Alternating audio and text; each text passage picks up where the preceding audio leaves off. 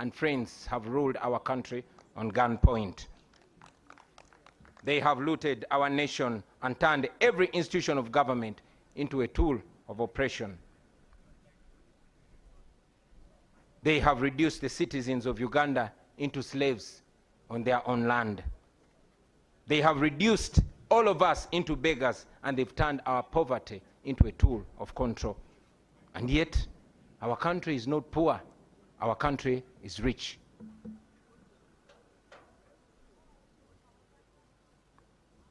Our country cannot fall down. Our country will stand firm. Ladies and gentlemen, our country is fertile. Our people are hardworking and enterprising. We are rich in creativity. We are resourceful. We are energetic. We are young, and we are promising. Our country is one of the richest countries on the planet in terms of natural resources. So, my brothers and sisters, our problem is not lack of wealth. Our problem is lack of leadership. Leadership that serves the people instead of terrorizing them and exploiting them. Leadership that seeks to uplift the citizens instead of enslaving them. Sisters and brothers, this is not the first time that we stand before you with a dream of a new Uganda. We first made our attempt 5 years ago in 2021. Hundreds of our brothers and sisters were tortured. Many of them were arrested, and they're still in prison as we speak right now. Many were killed, and many are missing to the present day. And yet, we refuse to give up. I know that many of you are now asking, why then do we go to the polls?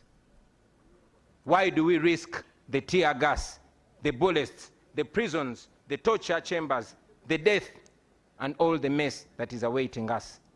My answer to you is this: we risk it all because the alternative is giving up, and that is 10 times worse. If we give up now, we shall have no moral authority to complain about what happens next. If we surrender now, that means that the fighting spirit of Rita Nabokenya, of Frank Senteza, of Yasin Kauma, and many others has been defeated. It means that they died in vain. It means betrayal. Betrayal of the comrades who have spent years in prison, counting on us who still have our little freedom.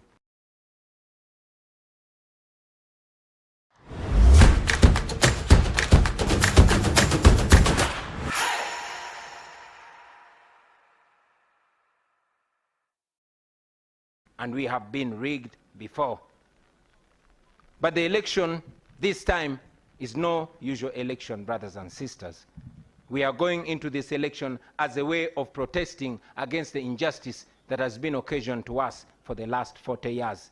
We are protesting, and the protest begins now. We must use this election season to rally the people of Uganda, to express their anger and to express their hope at the ballot box.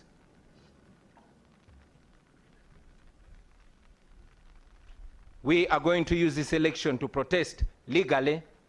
We are going to use this election to protest constitutionally. And we are going to use this election to protest non-violently. We must mobilize the people of Uganda to come out and vote in very, very large numbers. Numbers too big to rig. We must lay different strategies and make different plans to ensure that we, the people of Uganda, get our freedom in this season. Now, to our brothers and sisters in the diaspora, you, brothers and sisters, the Ugandans in the diaspora, you send so much money. You send more than $2 billion back to Uganda every year. In real sense, you are the biggest investors in Uganda. We know that many of you even fear to come back home because you know what happens to those that return home. Many of you don't risk the brutality. We know that Ugandans like Sam Mugumya, who returned from a Congolese prison, was abducted weeks ago, and up to now, He's missing. Nobody knows where Sam Mugumya is. We know Robert Kayingo Luja, a lawyer who was recently abducted from the airport, kept incommunicado for a month before being forced back in exile without even stepping foot in his house. The examples are many, ladies and gentlemen. But I tell you, my friends, we are fighting so that you can return to your home, to your families, to freedom and dignity. We are fighting so that you are received with roses and not handcuffs. We fight so that Uganda can give your children the chances and opportunities that you never got. That is why we fight. Now to General Museveni. I know you don't like listening to young people or even listening to anybody at all, but at least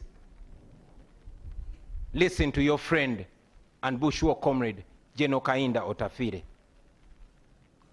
I want you to remember that Uganda was here before you, and Uganda will be here long after you are gone. You don't have to burn it down on your way out. The best guarantee for your legacy, for your security, and for what you and your people have earned in the last 40 years is to allow a peaceful, orderly, and democratic transition of power. That opportunity is available because we are not vengeful people. We still believe in peace. We still believe in justice. And yes, we believe in reconciliation. All we want is a free and fair election. No military violence, no police brutality. That is not too much to ask for. Let this election not be a military operation. Let this be a democratic election. That should not be too much to ask for. You are aware that for the last 5 years, your regime has done everything to break our spirits.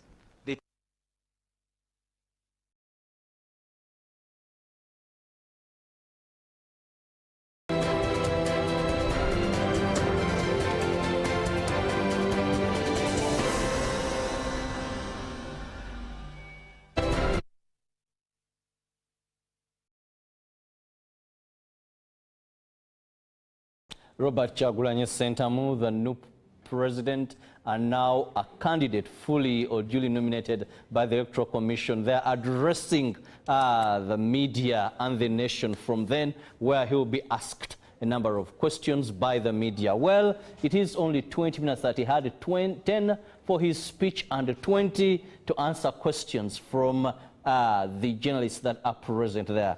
I'm still with Samuel Walter Rubega Mukaku. Now, Mukaku, today we can confirm 6 men are going to appear on the ballot paper for 2026. These will include incumbent Yoweri Kaguta Museveni of the NRM party. We will have Elton Joseph Mabirizi, Conservative Party, Robert Kasibante, National Peasants Party. We will have